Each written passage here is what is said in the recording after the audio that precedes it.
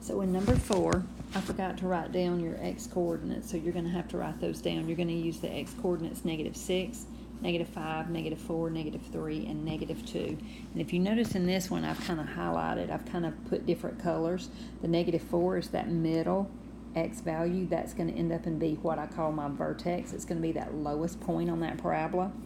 And then when I plug in -5 and -3, I should get the same y value. And then when I plug in the -6 and the -2, I should also get the same y value. Okay, so I'm going to start this time, and I'm going to plug in using the -4. I'm going to do that first. And just, again, make you a T-chart. And notice I've left room for me to write my y-coordinate for my ordered pair. So I'm going to plug in, write down the original problem just like it is, except where you're plugging in. So I have 1/2 times -4 plus 4, quantity squared plus 3, and then show that work. I'm going to write down the 1/2 because I'm not doing anything with that yet. I'm doing 1/2 times, and then I'm working in that parentheses, -4 plus 4, 0, squared plus 3. Keep writing down everything until you do that work. Now I'm going to raise to the power of 2. I have 1/2 times 0 squared is 0 plus 3. Keep working. 1/2 times 0 is 0, and then 0 plus 3 is 3. So when I plug in -4, I get the y value of 3. So I'm going to go ahead, I'm going to go up, and I'm going to plot that ordered pair over -4, over -4 up 3. So there's what's going to be my vertex. And then from there, I'm going to start going up on either side. So now I'm going to go and I'm going to plug in -5. So -5, I have 1/2 times -5 plus 4, quantity squared plus 3. 1/2 times -5 plus 4 is -1, squared plus 3. Keep working. 1/2 times -1 squared is +1 plus 3.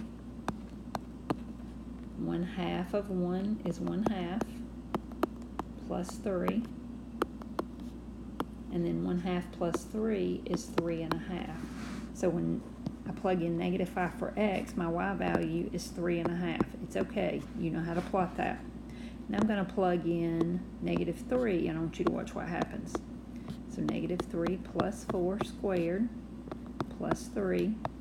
Go do your order of operations. 1/2 times -3 plus 4 is +1 squared plus 3. 1/2 times 1 squared is 1 plus 3. And then I have 1/2 times 1 is 1/2 plus 3. And then again, 1/2 plus 3 is 3.5. So when x is -3 or -5, the y value to go with it is up 3.5. So I'm going to go over -5,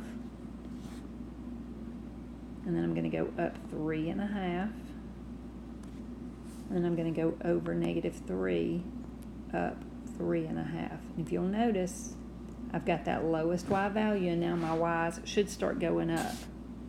Now I'm going to go plug in -6 and -2, and I should get the same y values because the vertex has what's called an axis of symmetry running right down through the middle of it, and it makes me have a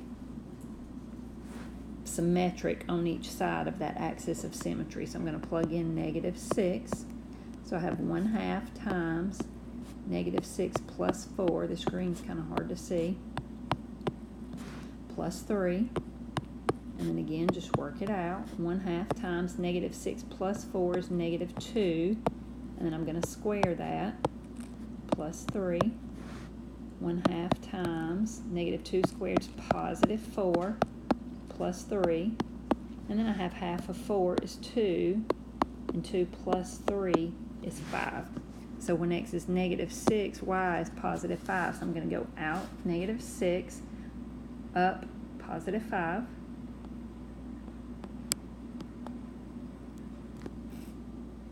I'm going to go plug in -2, and I should mirror. I should be right here. Notice I'm going ahead and putting my dot up there.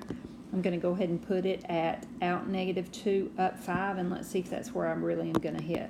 So I'm going to go plug in 1/2 times -2 plus 4 squared plus 3.